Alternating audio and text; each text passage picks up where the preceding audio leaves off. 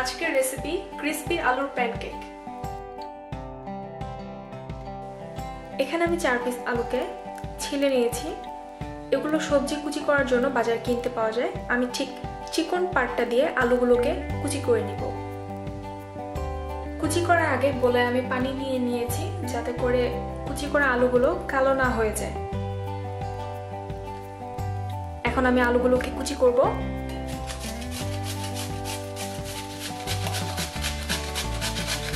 আলুগুলোকে আমি কুচি করে নিয়েছি, এরকম কুচি হবে। আমি এখন পানির মধ্যে আলুগুলোকে 10 মিনিটের জন্য ভিজিয়ে রাখবো। এতে করলে যেটা হবে, আলু দিয়ে যখন আমরা প্যানকেক বানাবো তখন প্যানকেকটা খেতে ক্রিস্পি হবে। 10 মিনিট পরে আলুগুলোকে আমি একটা ছাঁকনি দিয়ে পানিগুলো ছেঁকে নিব।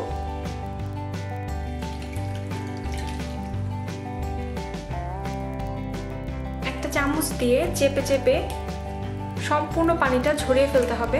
খেয়াল রাখতে হবে আলুর মধ্যে যাতে একটুও পানি না থাকে। সম্পূর্ণভাবে ঝরিয়ে নিতে হবে এভাবে চেপে চেপে। আলু থেকে সম্পূর্ণ পানিটা ঝরিয়ে নেওয়ার পরে এর মধ্যে আমি এখন একটা ডিম দিয়ে দিচ্ছি। 3 টেবিল চামচ পেঁয়াজ কুচি দিয়ে দিচ্ছি, স্বাদ মতো কাঁচামরিচ, 3 টেবিল চামচ বেসন। বেসনের বদলে আপনারা ময়দাও ইউজ করতে পারেন, ময়দা দিয়েও খুবই ভালো লাগে খেতে।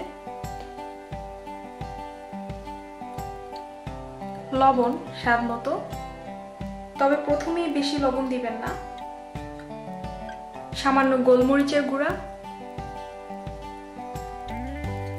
এবং সবশেষে দিব স্বাদ মতো ধনিয়া পাতা কুচি। সবকিছু এখন আমি খুব ভালোভাবে মিক্স করে নিব।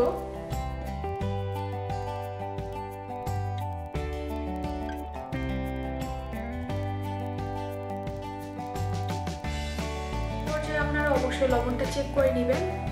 এখন আমি প্যানকেকগুলো ভাজবো। একটা কড়াইতে আমি সামান্য পরিমাণ তেল দিয়ে দিচ্ছি। প্যানকেকগুলোকে আমি শ্যালো ফ্রাই করব। তেলটা একটু গরম হোক। তেলটা গরম হয়ে গেছে। এখন আমি 1 চামচ দিয়ে দিচ্ছি। এভাবে চেপে চেপে গোল করে দিতে হবে।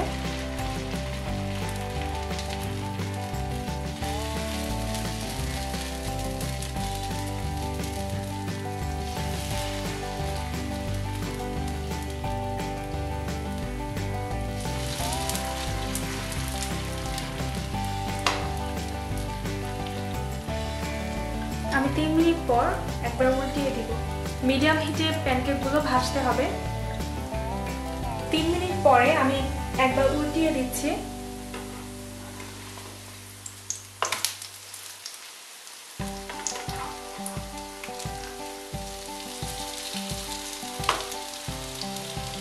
আবারও 3 মিনিট পর আমি আরেকবার উল্টিয়ে দিব।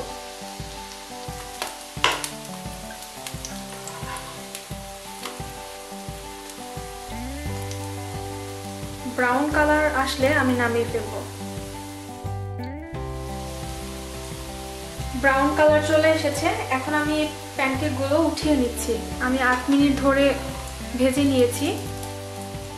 আমি একটা টিস্যু পেপারের উপর উঠিয়ে নিচ্ছি যাতে এক্সট্রা তেলগুলো সোক করে নেয়।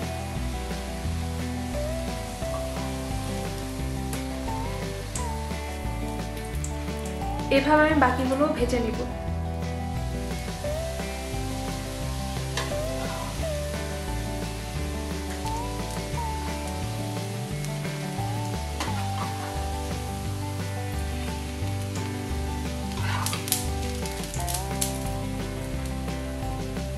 তৈরি হয়ে গেল খুবই ক্রিস্পি আলুর প্যানকেক। বিকালে চা কিংবা কফির সাথে সার্ভ করতে পারেন, খুবই ভালো লাগে খেতে। বাসায় অবশ্যই তৈরি করবেন। আল্লাহ হাফেজ।